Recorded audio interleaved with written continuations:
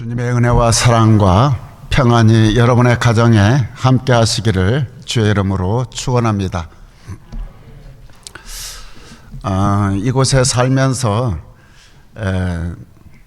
가끔 응얼거리는 질문이 하나 있습니다. 특별히 이번 한 주간은 더 특히 그랬는데요. 단 한 사람만이라도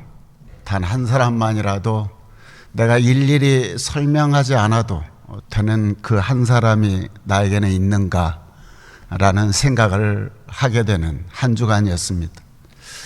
참 차 한 잔 마시고 싶다, 그런 생각. 제가 커피를 참 무척 좋아합니다. 근데 차 한 잔 마시고 싶다라는 생각, 그런 사람이 문득 떠올리는가. 특별히 웃으면 우리가 2배가 되고 눈물은 절반으로 줄어들 듯 우리가 기쁨을 함께 나눌 수 있는 사람이 있는가. 특별히 무릎 위에 튀어나온 추리닝 또 김치 국물이 떨어져 있다 하더라도 그걸 입은 채 체면 차리지 않고 언제든지 달려가서 차 한 잔 마실 수 있는 그 한 사람이 우리에게 있는가 라는 물음을 던지는 한 주간이었습니다. 그런데 여러분 어떻습니까? 냉정하게도 우리에게는 그 한 사람 좀처럼 찾기가 힘들다는 것입니다. 그 한 사람만 있으면 이 땅에서 살아가는 것이 어떤 삶이 됐든 간에 기꺼이 견딜만 하고 참아낼만 한데 마땅히 그런 한 사람 찾기가 쉽지 않다라는 생각을 해봅니다. 많은 사람들이 섞여서 웃고 즐기지만 마음 한편에서는 왠지 모르게 서늘한 바람이 불죠.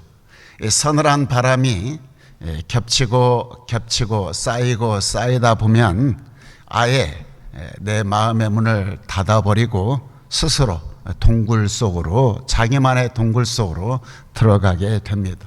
왜냐하면 더 상처받고 싶지 않으니까. 내가 더는 나가 누군가와 함께 하고 싶지 않다, 이런 생각을 하게 됩니다.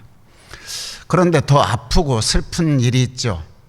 그것은 다른 게 아니라 내가 진짜 믿어왔던 그 한 사람, 나의 모든 걸 다 이야기하고 내 모든 걸 다 터놓고 이야기했던 친구, 동료, 내가 이 사람이라면 나의 모든 것을 다 나눌 수 있겠다 싶어서 한없이 다 나누며 우리 훗날 나이 먹으면 한 동네에서 여러 집을 짓고 같이 노년을 보내자 굳게 다짐했던 그 사람이 나에게 등에 칼을 꽂고 배신의 칼날을 꽂았을 때 오는 그 충격, 이 배신이 그 한 사람에 머무르는 것이 아니라 이제는 내가 더 이상 사람들과 섞이고 싶지 않다, 내가 이제는 더 이상 누군가에게 마음을 주지 않겠다 라고 생각하며 조용히 스스로 문을 닫아버리는 일들이 있죠.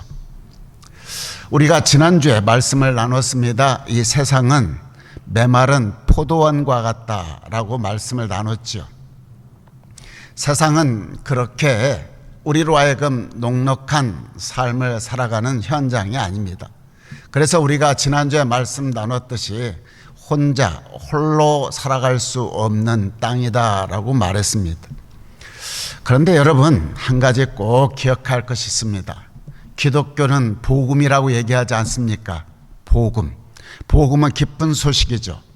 기독교의 복음은 이 메마른 땅 위에 우리가 그토록 찾아 나섰던 단 한 사람, 그 한 사람, 나의 눈물도 알고 나의 탄식도 아시고 나의 처절한 아픔도 아시고 통역도 필요 없이 내 있는 모습 그대로 어눌하지만 나를 완전하게 이해해 주시는 그분이 이미 우리 곁에 와 계신다라고 말씀하고 있는 것입니다. 그래서 그분이 오늘 이야기하죠. 나는 너를 종이라 부르지 않고 나는 너를 친구라 부르고 싶다. 그렇게 오늘 말씀하고 있습니다. 오늘 말씀은 그 위대한 우정의 초대장입니다. 내 말이 내 안에 머물러 있어라. 내 안에 너희들이 머물러 있으면 좋겠다라고 하시는 손 내미시는 예수님의 그 음성에 우리가 닫았던 문을 활짝 열고 오늘 말씀 안에서 묵상했으면 합니다. 오늘 요한복음 15장 7절에 이렇게 말합니다. 같이 한번 읽어보죠. 시작. 너희가 내 안에 머물러 있고 내 말이 너희 안에 머물러 있으면 무엇이든지 원하는 것을 구하여라. 그리하면 너희에게 이루어질 것이라. 아멘. 이 짧은 말씀 안에는 두 가지가 선명하게 기록되어 있습니다. 내 말이 너희 안에 머물러 있으면 하나님의 말씀이죠. 그리고 또 한 가지 뭐가 있습니까? 원하는 대로 구해라. 기도입니다. 우리가 행복한 삶, 건강한 삶, 풍성한 삶을 우리가 길러내기 위한 두 줄기의 젖줄이 있는데 그것은 다름 아닌 말씀과 기도다라고 조용하면서도 단호하게 우리에게 말씀해주고 있는 것입니다. 자, 우리에게 있어서 풍성한 삶을 살아가기 위해서 말씀과 기도가 필요하다. 여러분 신앙생활할 때 이게 필요하다라는 것을 우리가 알고 있지만 한 가지 딜레마가 있습니다. 뭔가요? 말씀과 기도가 중요하다는 건 우리가 신앙생활 수년 해오면서 잘 알고 있습니다. 그런데 막상 기도하려 하면 어떻습니까? 우리가 막상 성경을 읽으려면 무슨 말인지 도통 이해할 수가 없고 기도하려고 우리가 눈을 감으면 오늘 하루의 일정이 생각나고 잡다한 생각이 몰아치는 통에 우리는 기도에 집중하지 못하죠. 더 큰 문제는 기도하고 말씀을 읽는데도 불구하고 내 삶이 도통 변하지 않는다는 느낌, 그 느낌이 내 삶 속에서 계속 반복되다 보면 어느새 내가 말씀과도 멀어지고 기도와도 멀어질 수밖에 없다는 것입니다. 여러분 왜 이런 일이 생긴다고 여러분 느끼십니까? 결론부터 말씀드린다면 많은 사람들이 말씀과 기도를 하나의 종교적인 의무, 기계적인 형식 이런 식으로 받아들이고 있기 때문에 그렇습니다. 오늘 성경을 몇 장 읽어야지. 오늘 기도할까? 기도해야지. 어떤 말씀과 어떤 기도를 어떤 종교적인 의무 속에서 내가 치러내는 일처럼 이런 외형적인 일에 집착하다 보니 기도도 그렇고 말씀도 딱딱하고 막막하게 느껴지기 때문에 그렇습니다. 그러다 보면 어떻습니까? 우리가 어느덧 나도 모르게 바리새인들처럼 이 습관적으로 종교적 의무 속에서 계속적으로 말씀과 기도가 하고 있다는 것입니다. 그런데 오늘 본문에서는 전혀 다른 이야기를 하고 있습니다.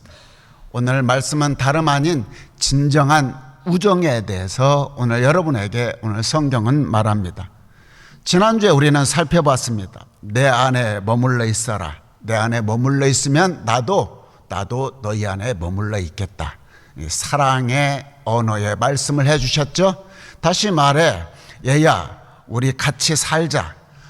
우리가 같이 사랑 안에서 살았으면 좋겠다. 너와 나는 운명의 공동체야. 이렇게 우리 예수님께서 초대를 해주시는 장면을 지난주에 말씀을 나눴습니다. 오늘은 한 걸음 더 나아갑니다. 이 말씀은 뭐라고 합니까? 내 말이 너희 안에 머물러 있으면 새로운 요소가 하나 들어오는데 말씀입니다. 여기에서 내 말이 너희 안에 들어있으면 머물러 있으면 이 말이 무슨 뜻입니까? 이 말 하나님의 말씀 다시 말해 하나님의 마음과 뜻이 내 안에 내 마음속에 머물러 있는다. 다시 말해 하나님의 마음과 하나님의 뜻이 내 마음속에 품고 있다 이런 뜻입니다. 여러분 진정한 친구 한번 생각해 보셨습니까? 여러분 진정한 친구가 어떤 사람들입니까? 오래된 벗은 말하지 않아도 그 눈빛만 봐도 알잖아요. 오래된 친구들은. 그래서 우리가 눈빛만 봐도 얼굴만 봐도 상대방이 무엇을 원하는지, 이 친구가 뭘 두려워하는지, 이 친구가 뭘 불편해하는지 우리가 얼굴만 봐도 딱 느낌으로 오죠. 그러면 그 느낌을 내가 마음속에 품어요. 품고 있다가 어떻게 하죠? 반응을 하죠. 얘야, 두려워하지 마라. 뭐 그렇게 근심이 많냐? 힘내. 뭐가 그렇게 불편해? 뭐가 그렇게 힘들어? 이렇게 반응을 하는 것이죠. 그러면 친구가 나한테 또 반응 오죠. 야, 고맙다. 이렇게 서로 반응하고 반응이 오고, 이것이 계속 쌓이다 보면은 우리는 우정이 쌓인다, 그렇게 말합니다. 여러분, 기도와 말씀도 그와 같습니다. 여러분들이 하나님, 내 말이 너희 안에 품으면, 다시 말해 하나님의 말씀과 하나님의 뜻을 내 마음속에 품고 있으면 그걸 가지고 하나님이 반응을 하는 거예요. 그러면 하나님이 나에게 말씀하면 그 말씀 내가 품었잖아요. 품으면 아버지의 마음을 이해하니까, 품고 있으니까 내가 말하지 않을 수 없죠. 아버지의 마음을 알고 있으니까. 그러면 내가 입술을 여는 것이 기도입니다. 그러면 내가 기도하면 또 하나님 어떻게 하죠? 반응을 하죠. 또 내가 기도해요. 반응을 해요. 이게 주고받고 하는 것이 기도와 말씀의 참된 본질에 대한 이야기입니다. 가령 여러분, 우리 아이들에게, 내가 부모잖아요. 제가 수영을 잘합니다. 바다 수영을 잘 하는데요. 여기 와서 바다 수영을 하고 놀래가지고 그 뒤로는 안 씁니다. 우리 아이에게 바다 수영을 했으면 좋겠다라는 마음이 있어요. 늘. 왜? 야가 여기에서 살아가는 데 있어서 질 높은 삶을 살기 위해서는 수영도 잘해야겠구나. 마음은 늘 있어요. 그런데 오늘 아들이 내 뜻을 알고 와가지고, 아버지, 수영을 배우고 싶습니다. 그러면 내가 어떻게 해요? 그래. 내가 수영 가르쳐 주지. 알려주고 아이를 독려하죠. 기꺼이 비용을 치를 수 있으면 비용을 치른다든지 실질적으로 그 일을 가르쳐 줍니다. 하나님과 우리와의 관계도 마찬가지입니다. 우리가 하나님의 마음이 어떤 건지, 하나님의 뜻을 품고 있으면 자연스럽게 어떻게 돼요? 기도가 터져 나오게 되는 것이죠. 기도하죠. 그러면 하나님이 나에게 있어서 반응을 보이세요.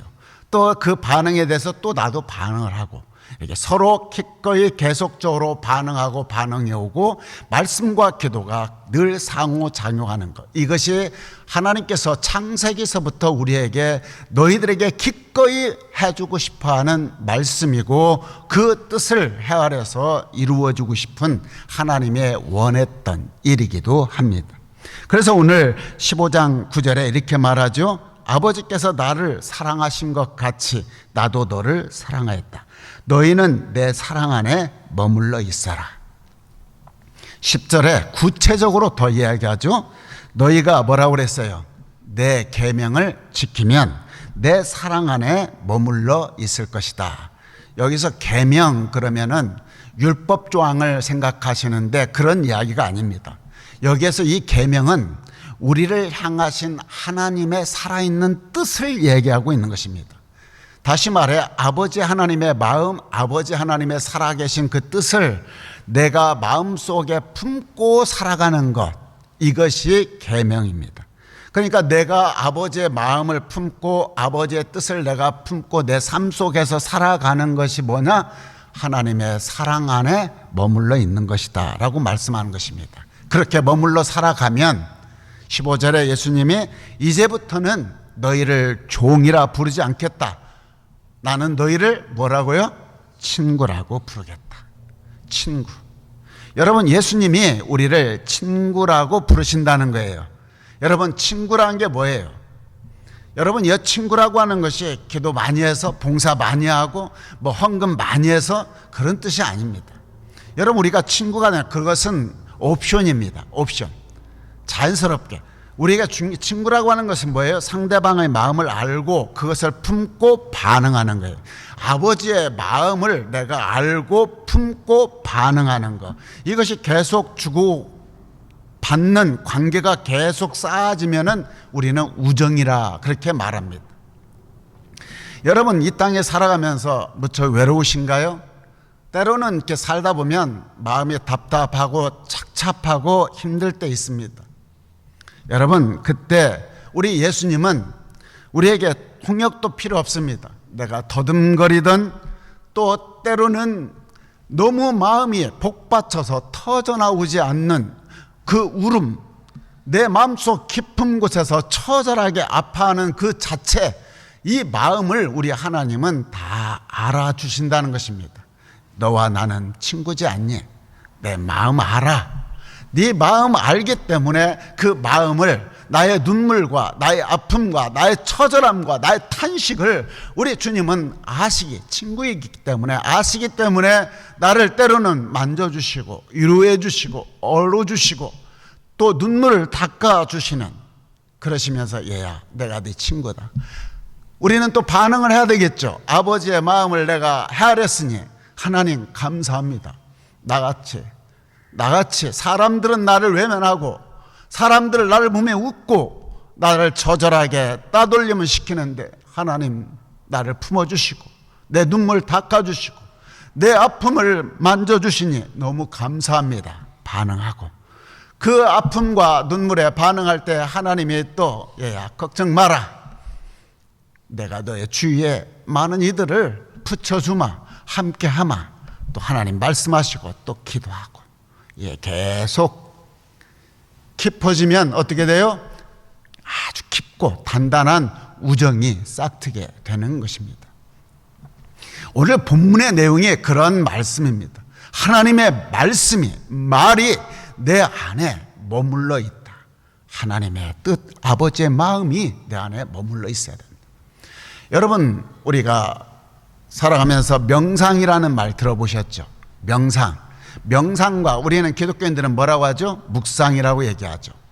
여러분, 우리 동양 철학에서 명상하고 얘기하는 것과 기독교에서 이야기하는 묵상은 비슷해 보이지만 본질적으로 다릅니다. 여러분, 명상이라고 하는 것은 우리에게 있어서 비운다라는 뜻이 그 안에 담겨져 있습니다. 다시 말해서 내 안에 잡념과 욕망이라든지 이런 것들을 다 비워내서 공으로 가는 거예요. 비워내는 일들. 이게 동양 철학에서 이야기하는 명상입니다.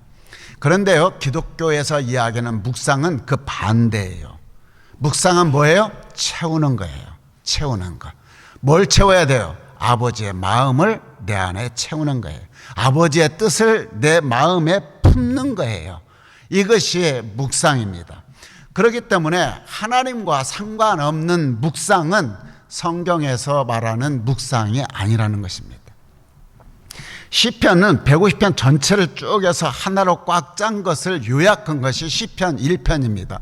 여러분, 시편 1편이 한 줄로 압축한 것인데 2절 말씀에 이렇게 말씀하죠. 오직 주의 율법을 즐거워하며, 그 율법을 뭐라고 그랬어요? 밤낮으로 묵상하는 사람이다. 여러분, 밤낮으로 묵상한다라고 하는 이 말씀이 하루 종일 성경책을 들고 다닌다 이런 말이 아닙니다. 여기에서 밤낮으로 묵상한다라는 이 말씀은 하나님의 말씀을 너무 사랑하기 때문에 아버지의 마음을 내가 깊이 헤아리니까 그 말씀을 마음에 품고 그 말씀이 오늘 나에 대해서, 그 말씀이 오늘 나의 삶에 대해서, 그 말씀이 나의 살아가는 일들에 대해서 어떻게 말씀하고 있는지, 나에게 뭘 필요로 요구하고 계시는지를 귀 기울이는 것이 묵상입니다. 여러분, 우리가 그런 면에서 하나님의 마음을 헤아리고 내 마음에 품고 아버지의 뜻대로 살아가는 것이 묵상인데, 여러분, 성경을 읽어도 묵상 없이 읽을 수 있어요. 설교를 들어도 묵상 없이 들을 수 있어요.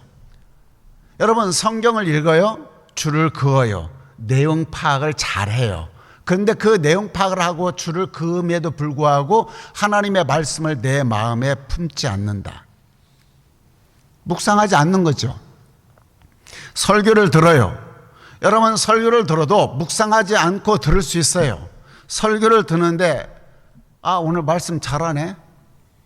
그냥 감상하죠. 여러분, 하나님의 말씀을 들을 때에 묵상하는 사람들은 그 말씀을 들으면서 오늘 나에게 뭘 요구하시는지, 하나님이 나에게 한 주간 어떻게 살아가길 원하시는지, 아버지의 마음이 나한테 대체 뭘 요구하시는지 깊이 헤아리며 들어야 할 때 묵상이 되는 것이죠. 그런데 묵상하지 않고 설교를 들을 수 있어요. 오늘 목사님 말빨 좋네, 오늘 말 잘하네, 어쩐 일이야, 이렇게 감상하는 거, 이런 것은 무엇과 같으냐면 피아노 연주자의 음악회 가서 피아노 연주를 들을 때 손가락 잘 돌아가네, 그것과 같은 이치입니다. 연주자의 그 곡에 대한 그 안에 담겨있는 희노애락을 그대로 고스란히 마음속에 담아내며 음악을 즐겨야 되는데 오늘 손가락 잘 돌아가, 오늘 목사님 말씀 잘해, 말 잘하네, 이런 정도. 여러분, 중요한 것은 무엇이냐면 하나님의 말씀을 묵상해야 되는데, 하나님의 말씀 안에서, 설교 안에서 하나님이 오늘 나에게 무엇을 말씀하시는가, 이게 진짜이고 이게 묵상하는 사람들의 삶인 것입니다. 감정적으로 받아들이는 게 아닙니다. 목사가 말을 더듬든, 목사가 어떤 이야기를 하든, 못생겼든 뭘 하든 감정으로 대하는 게 아니라 이 강단에서 선포되는 하나님의 말씀을 진정으로 묵상하면 기도가 억지로 해도 아니고 그냥 자연스럽게 터져 나오게 되어 있습니다. 왜? 묵상해서 하나님의 말씀을 마음에 품고 나니 내가 뭘 이야기해야 될지를 알고 내가 하나님 앞에 구하게 되고 하나님 앞에 다짐하게 되고 아버지의 뜻을 헤아리게 되니까, 그래서 진정으로 말씀을 묵상하게 되면 기도는 어떻게 했다? 자동적으로 터지게 되어 있다. 하나님의 마음이, 아버지의 뜻이 내 안에 들어왔을 때의 반응이 자연스럽게 터져 나오는 것이 바로 기도이다라는 것입니다. 그래서 주기도문에 이렇게 하죠. 아버지의 이름이 거룩히 여김을 받으시오며 아버지의 나라가 임하시오며 아버지의 뜻이 이루어지이다. 내가 뭘 하나님 앞 기도하고 간구하기 전에 이 세 가지 패턴이 먼저 나오고 그 다음에 기도가, 청원 기도가 나오는 거예요. 아버지의 이름, 아버지의 나라, 아버지의 뜻, 이것을 내 마음속에 품게 되면 기도는 어떻다? 저절로 흘러나오게 되어 있다는 것입니다. 아버지의 이름과 아버지의 나라와 아버지의 뜻을 품지 않고 내가 기도한다? 이건 푸념이죠. 이건 진정한 기도가 아닙니다. 아버지의 마음도 헤아리지도 않고 아버지의 뜻도 헤아리지도 않고 내 입장에서만 계속 기도한다는 것은 진정한 기도라고 볼 수 있는 게 아닙니다. 내 아버지의 뜻과 아버지의 마음을 헤아리고 그 뜻을 품고 기도할 때 무엇이든지 구하여라, 내가 다 주겠다.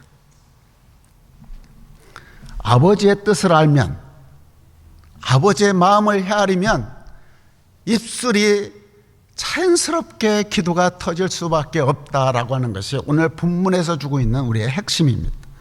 그렇다면 우리가 이러한 진정한 우정으로서 기도와 말씀을 우리가 어떻게 시작해야 할 것인가? 여러분들에게 두 가지 팁을 알려드리겠습니다. 우리가 진정으로 하나님과 진정한 깊은 우정의 관계를 갖기 위해서는 첫 번째, 먼저 오시는 사랑을 그대로 받아들여야 돼요. 히브리서 11장 6절 같이 한번 읽어볼까요? 시작. 믿음이 없이는 하나님을 기쁘시게 할 수 없습니다. 하나님께 나아가는 사람은 하나님이 계신 것과 하나님이 자기를 찾는 사람에게 상 주심을 이심을 믿어야 합니다. 두 가지 믿어야 돼요. 뭘 믿어야 돼요? 하나님이 실제 거기 계시다는 것. 두 번째는 뭐예요? 내가 나아가면 하나님이 인격적으로 나에게 반응하신다는 것, 상 주신다는 거죠. 이 두 가지를 믿어야 돼요. 여러분, 우리가 기도할 때 하나님 어디 계세요? 내 앞에 계신다는 걸 믿어야 한다는 거예요. 내 앞에서 계세요.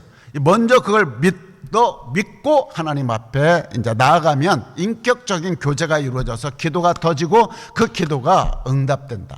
그러므로 우리가 먼저 사랑으로 찾아오신 예수님을 우리가 마음속에 믿고 받아들여야 돼. 그런데 우리가 왜 기도하지 못하는 줄 아세요? 여러분들, 기도하지 못하는 사람들의 대부분 죄책감 때문에 기도를 잘 하지 못해요. 내가 이런 사람인데 체면이, 어떻게 내가 철면피자 하나님 앞에 나 같은 인간이 어떻게 기도할 수 있나? No, 아닙니다. 여러분이 어떤 사람인가는 이미 하나님이 다 알고 계셨고 이미 여러분을 하나님이 받아들이셨습니다. 여러분의 잘못된 거, 여러분의 문제 있는 거, 여러분의 처절하게 아주 못된 것을 다 예수님께서 십자가에서 대신 지고 죽으셨습니다. 하나님이 이미 여러분들을 다 받아들여 주셨습니다. 그 사랑을 우리가 먼저 받아들여야 돼요. 받아들이면 어떻게 돼요? 아버지의 사랑을 먼저 받아들이고 나면 나 같은 사람을 하나님이 사랑하신다니. 내가 봐도 내가 미운데 하나님이 나 같은 사람을 긍휼히 여기시고 자비를 베푸시고 사랑하신다니 하나님 부끄럽습니다. 죄송합니다. 자비를 베풀어 주시니 너무 감사합니다. 그 아버지 하나님 앞에서 죄송한 마음이 있지만 그럼에도 불구하고 그 사랑을 품고 아버지의 마음을 헤아리고 나니 내가 기도가 터지는 거예요. 내가 이제는 그렇게 부끄럽게 살고 싶지 않습니다. 이제 주님 바라보며 내가 진솔하게 살고 싶습니다. 아버지 사랑합니다. 그 사랑을 우리가 받아들여야 돼요. 두 번째로 우리가 진정으로 하나님과 우리와의 깊은 우정의 관계를 가져가려면 어떻게 해야 되는가? 우리가 예수님을 향한 사랑을 표현할 줄 알아야 돼요. 우리가 예수님의 사랑을 받아들였으면 그 사랑을 표현해야 돼요. 표현하지 않으면 전달되지 않잖아요. 종종 이런 말 하잖아요. 꼭 말을 해야 되냐. 여러분, 우리가 중요한 것은 사랑을 표현해야 됩니다. 하나님을 향한 우리의 사랑도 마찬가지입니다. 그렇기 때문에 우리가 하나님을 향한 우리의 사랑을 표현해야 되는데 표현하려면 어떻게 돼요? 시간과 정성이 뒤따라야 돼요. 여러분에게 제안 하나 드리겠습니다. 여러분 하루에 꼭 10분에서 20분 꼭 하나님께 정성스럽게 시간을 내십시오. 여러분들 말씀을 보내드리고 기도 보내드리는데 기계적으로 오늘 석장 읽어야지, 오늘 주어진 거 읽어야지, 그게 아니라 그 말씀을 읽고 그 말씀이 정리가 되고 파악이 됐으면 그 말씀을 마음에 품으면서 이 말씀을 통해서 하나님이 나에게 주시고자 하는 것이 무엇인가, 내가 어떠한 삶을 살아가기를 원하시는가, 그 아버지의 마음을 우리가 마음속에 품는 것, 이것이 하나님께 드리는 시간, 이런 것들이 필요하다는 것입니다. 다시 말해 한 주간 동안 여러분들이 주어진 시간 속에서 10분이든 20분이든 하나님과의 진정한 인격적인 관계를 가져야 한다는 것입니다. 꼭 하십시오. 제가 장담하건대 여러분들이 하루에 10분에서 20분 정도 하나님 앞에서 진솔하게 말씀을 묵상하며 계속 지내잖아요. 정말 장담하는데 여러분 10분이 굉장히 짧아지고 나중에는 10분이 20분 되고 20분이 30분 되고 시간 가는 줄 모를 때가 얼마나 많은지 모릅니다. 시간 억지로 늘리려고 하지 마세요.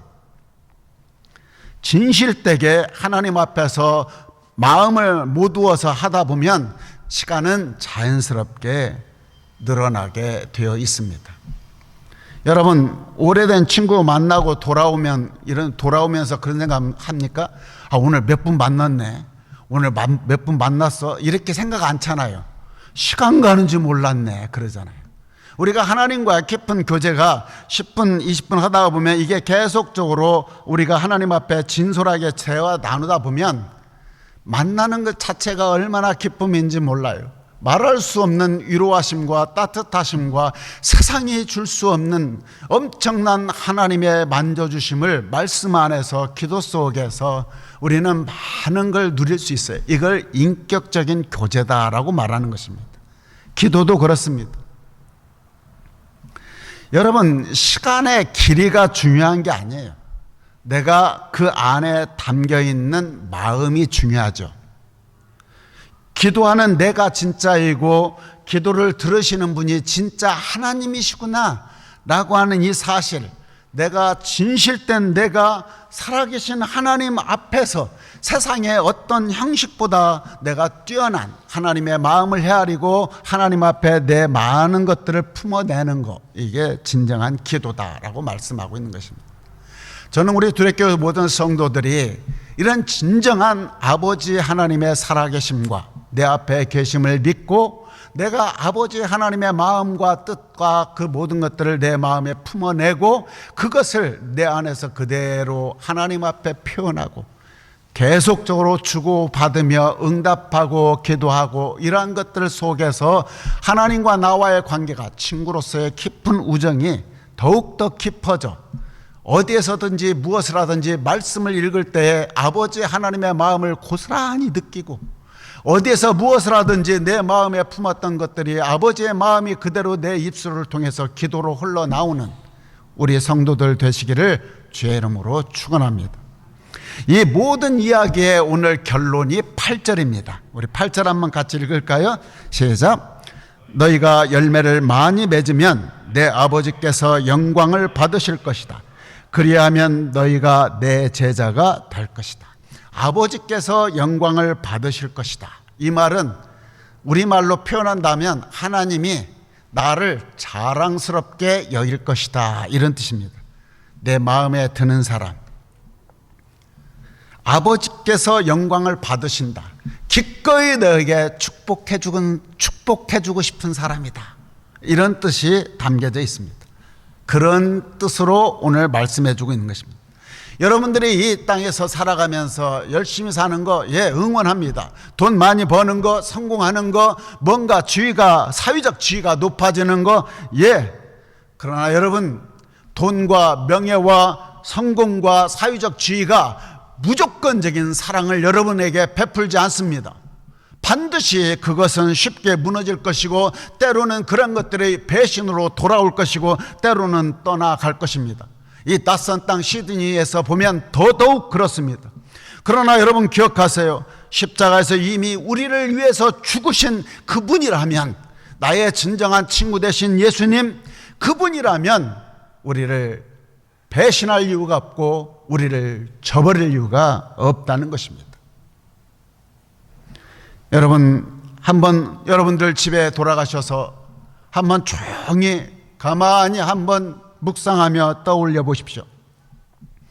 여러분의 인생을 살아오는 동안 삶의 고비마다 구비마다 하나님이 인도하셨던 흔적들이 있을 것입니다.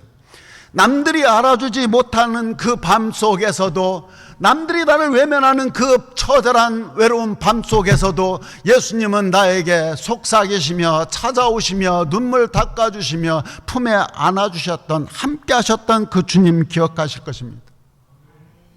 우리가 말할 수 없는 탄식을 하는 가운데서 울먹이며 너무너무 괴로워서 울음이 터져나오지 못하고 마음속 깊은 곳에서 우리가 컥컥거릴 때도 하나님은 내 마음을 다 읽고 계셨습니다. 묵상은 이런 것입니다. 묵상은 다른 게 아닙니다. 오늘 내가 걸어온 길 위에서 이미 나에게 함께 하셨던 하나님의 만져주심과 하나님의 이끄심과 하나님의 발자국들을 다시 발견하는 것이 묵상입니다. 그 발견했단다면 기도라고 하는 것은 이런 것입니다. 그 발견한 것 앞에서 너무 감사하고 터져나오는 것이 가장 정직한 우리의 응답, 이것이 진정한 기도인 것입니다. 그래서 나는 부족하지만, 나는 연약하지만,